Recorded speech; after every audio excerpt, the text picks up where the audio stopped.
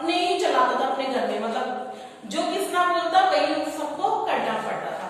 तो एक दिन बहू को, जब उसकी बेटे की बहू को उसको गुस्सा आया कि पता नहीं ये बूढ़ा कब मरेगा, तो किसना ने ये बात सुन ली।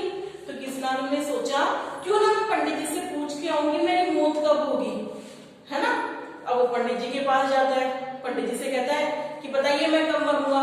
तो पंडित जी ने कहा अरे भाई ये पूछ के तुम क्या करोगे, तुम तो आराम से जियो, पर वो माना ही नहीं। तो पंडित जी उसे बोलते हैं कि जब तुमको 3 छींकें आएंगी तब तुम मर जाओगे। अब तो किसना बोला मैं छींकूंगा ही नहीं। पंडित जी बोले थे अगर तुम 1 साल में 1 छींक आई तो तुम 3 साल में मर जाओगे, अगर 5 साल में छींक आई तो तुम 15 साल में मर जाओगे, और अगर 1 दिन में छींक आई तो तुम 3 दिन में मर जाओगे। तो किसना ने कहा अरे ये तो हाथ की बात है, मैं छींकूंगा ही नहीं। चलो जी, किसना खुशी खुशी घर जाता है। अब घर जाके क्या होता है, उसको चारा डालने का काम उसी को होता है गायों का। तो आप जानते हो ना भूसा एक कमरे में भरा होता है, तो किसना जैसे ही भूसा लेने के लिए उस रूम में जाता है, कमरे में जाता है, तो उसके नाक में वो एकदम से जाती है और उसको छींक आ जाती है। अब तो किसना को टेंशन हो गई कि ये लोग तो 2 ही छींक बची है मेरे और मौत के बीच में, अब मैं गायों को चारा यानी भूसा डालने का काम नहीं करूंगा। वो अपने बच्चों को बोल देता है, तो चलो उसका काम ये बंद होता है। अब एक दिन क्या होता है, सुबह सुबह खेतों में जा रहा होता है, हल्की हल्की ठंड होती है, तो वहाँ मतलब खुले नल होता है, वहां पे वो नहा लेता है। नहाते ही उसको हवा चलती है, तो उसको वापस ऐसा फील होता है कि मुझे छींक आने वाले, तो अपनी नाक को पकड़ता है, कभी कोशिश करता है रोकने की, लेकिन दूसरी छींक भी आ जाती है। अब तो किसना डर जाता है, उसने कहा अरे बाबा नहाना जरूरी नहीं है, जिंदा रहना जरूरी है, मैं तो आज से नहाऊंगा ही नहीं। अब तो किसना को टेंशन हो गई कि अब एक ही छींक है उसकी मौत के बीच में। अब एक दिन उसकी बहू ने कहा कि पिताजी आप आटा पिसा के लिए आओ, गेहूं पिसा के लिए आओ। तो किसना कहा जाता है चक्की पर गेहूं लेके जाता है, वहां वो गेहूं को अंदर दुकान में रखता है। तो चक्की वाला कहता है आप थोड़ी देर बाहर इंतजार करो, अभी पीसता हूँ। अब किसना जो बोर हो रहा होता है बैठा बैठा, उसने कहा चलो मैं देखता हूँ कहीं मतलब अच्छे गेहूं गंदे गेहूं मिला तो नहीं दे रहा। वो अंदर जाता है, तो अंदर क्या होता है बच्चों, जो चक्की होती है ना वहां पे आटा उड़ता है, ठीक है, वो वापस उसकी नाक में जाता है। अब तो किसना को टेंशन हो जाती है ना। वो जैसे आटा लेके साइकिल पे रखता है, उसको तीसरी छींक आती है और वो दम से जमीन पे गिर जाता है। वो गिर जाता है, इतने में कुत्ता आता है जो उसके आटे के कट्टे को फाड़ने लगता है। अब किसना पड़ा पड़ा बोलता है अरे मैं मर गया इसलिए तुम मेरे कट्टे को फाड़ रहे हो, मत फाड़ो मत फाड़ो। चक्की वाला एक आवाज सुन के बाहर आता है, वो देखते हैं क्या हो रहा है, तो किसना पड़ा हुआ है, अब वो बार बार ऐसे बोल रहा है, तो कोई मेरी मदद करो, कोई मेरी मदद करो। तो चक्की वाला डंडा लेके जाता है और कुत्ते को मार के भगा देता है। फिर किसना से कहता तुम खड़े क्यों नहीं हो रहे, तो कहता मैं तो मर गया। तो चक्की वाला क्या करता है उसके भी डंडे मारता है, तो जैसे उसको लगता है वो खड़ा हो जाता है और वो कहता है मेरे को तो चक्की वाले ने जिंदा कर दिया, और अब वो खुशी खुशी रहने लग जाता है। तो बच्चे इस चैप्टर में बताया गया है, कहानी बहुत अच्छी है कि हमें अंधविश्वास पर कभी ध्यान नहीं देना चाहिए, ठीक है। अब बुक निकालो। बहुत समय पहले नामपुर नामक गांव में किसना नाम का एक व्यक्ति रहता था। उसकी आयु 65-70 के लगभग थी, लेकिन वह एकदम स्वस्थ, कभी छींक तक नहीं आती थी। उसके परिवार में 2 बेटे और 2 बहुएं थी। बेटे कमाते खाते पर घर में किसना का ही राज चलता, उसकी मर्जी के बिना पत्ता भी नहीं हिलता था। किसना की बहुओं को यह बात बहुत बुरी लगती थी, वे चाहती थी कि उसके घर उनका राज चले घर में। किसना के बेटे और बहुएं बात बात पर आपस में लड़ते झगड़ते थे। एक दिन किसना की बड़ी बहू अपने पति से बोली हम कब तक इस बुढ़े की चाकरी करेंगे, मतलब नौकरी करेंगे, कब तक हमें इसका कहना मानना पड़ेगा, न जाने कब यह मुसीबत जान छोड़ेगी और हम सुख की सांस लेंगे। किसना ने बहू की यह बात सुन ली और उसे गुस्सा तो बहुत आया, परंतु उसने किसी से कुछ नहीं कहा। अब किसना मन ही मन सोचने लगा बुढ़ा तो मैं हो ही गया, थोड़ी जिंदगी तो बाकी है, बच्चों से बेकार क्यों झगड़ा करूं, काश आदमी को पता चल जाता उसे अभी कितने दिन और जीना है, तो कितना अच्छा होता। पंडित जी तो बड़े ज्ञानी हैं, क्यों ना मैं उनसे पूछूं मेरी कितनी उम्र बाकी है। वह सोचता हुआ तुरंत पंडित जी के पास जा पहुंचा। उसने पंडित जी को प्रणाम करके उन्हें अपने आने का कारण बताया। पंडित जी देर तक उसे ध्यान से देखते रहे, फिर बोले किसना तुम्हें क्या परेशानी है, जो बहुत थोड़ी बहुत उम्र बाकी है अनजान रह के मजे से गुजार दो, बाकी उम्र का पता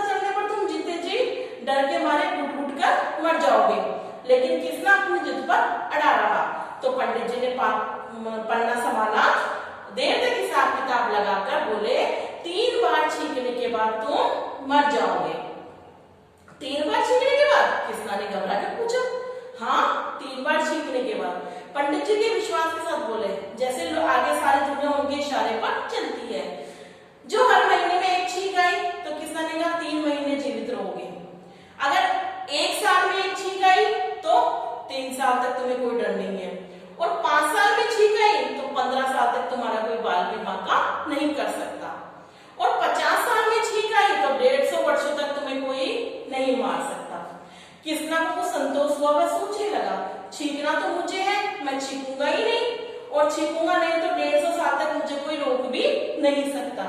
यह सोचता सोचता वह अपने घर लौटा। उसे देखा बैल भूखे पड़े हैं। वह टोकरा लेकर भूसे के कोटे में जा घुसा। वहां भूसे का टोकरा भरा था, धूल गर्द उसके नथुनों में भर गया, मतलब नाक में। बाहर निकलते निकलते उसे नाक में खुजली सी महसूस हुई। वह टोकरा नीचे रखकर नाक में उंगली डालकर खुजाने लगा, लेकिन उससे खुजली मिटने की बजाय और बढ़ गई।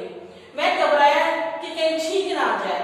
उसने खूब संभाला पर छींक रोक न सका। आछी, अचानक गोली सी छूटी। यह पहली छींक। कृष्णा पछताने लगा, हाय राम, 50 सालों की पहली छींक पहले ही दिन आ गई। अब जिंदा रहना है तो छींक का पूरा ध्यान रखना पड़ेगा। अब जिंदगी में बाकी रह गई सिर्फ 2 छींकें। यह सब भूसे की मेहरबानी है। अब भूसे को बुलाकर हाथ भी नहीं लगाऊंगा। कृष्णा ने पेटों को समझा बुझाकर पशुओं को चारा डालने के काम से अपने आप को मुक्त कर लिया, मतलब फ्री कर लिया। उसने निश्चय कर लिया कि वह किसी भी कीमत पर छींक नहीं आने देगा। दूसरे दिन वह कुएं पे नहाने गया। कुएं का ठंडा ठंडा पानी, ऊपर से ठंडी ठंडी हवा के झोंके उसके नहाने का काम जल्दी निपटाया और झटपट कपड़े पहनकर अपने घर की ओर लपका। ठंडी हवा जो लगी, रास्ते में उसकी नाक में झुरझुरी सी होने लगी। वह घबराया कहीं गड़बड़ ना हो जाए। उसे तुरंत मुंह बंद किया और अपनी नाक दोनों हाथों से कसकर बंद कर ली। अपनी समझ के उसने छींक रोकने का पक्का इंतजाम कर लिया, पर सांस रोकने में उसका दम घुटने लगा। छींक और सांस के प्रबल वेग ने पलक झपकते ही सारे अवरोध उसी प्रकार तोड़ डाले जैसे बाढ़ का रुका हुआ पानी। कमजोर बांध को तोड़ फोड़ कर धमाके के साथ फूट निकलता, फिर से गोली से चली आई आछी। यह दूसरी छींक थी। जिंदगी और मौत के बीच सिर्फ एक छींक का फासला रह गया। कृष्णा ने सारे बंदोबस्त धरे के धरे रह गए।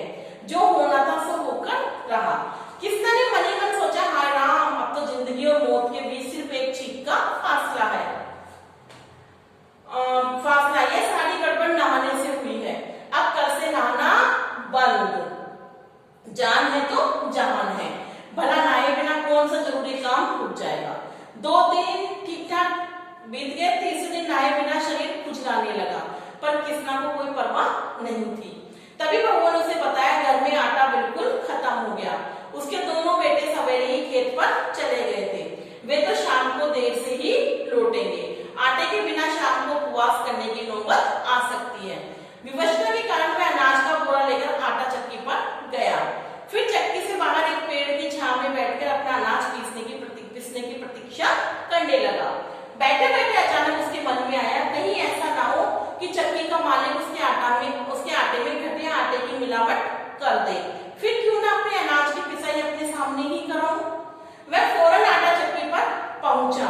एक बड़े कमरे में आटा चक्की चल रही थी। वहां कोई खिड़की न थी, ताजी हवा भीतर आ जाती। ढेर सारी धूल गर्द वहां उड़ रही थी। जो ही वह सांस लेना भी दुर्भर था। वह आटे में मिलावट न हो इसलिए वह डटा रहा। हर सांस से ढेरों गर्द उसके नथुनों में भरती रही, पर ईश्वर की कृपा से कोई गड़बड़ नहीं हुई। आटे का बोरा लेकर वह चक्की से बाहर निकला ही था कि बिना कोई सूचना दिए अचानक नाक में आछी का गोला डाल दिया।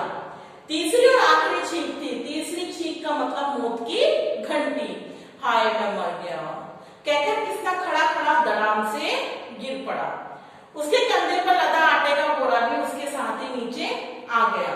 सामने से भागते हुए 2 कुत्ते आए और दोनों ने उसे घूमकर फिर सूंघा और बारी बारी से एक टांग उठाकर कुछ शैतानी करना चाहते थे। कृष्णा गुस्से में दांत चबाते हुए बोला, चीखा, शैतान तुम्हारी इतनी हिम्मत, मैं जिंदा होता तो तुम्हें देखता तुम मेरे पास भी कैसे फटकते।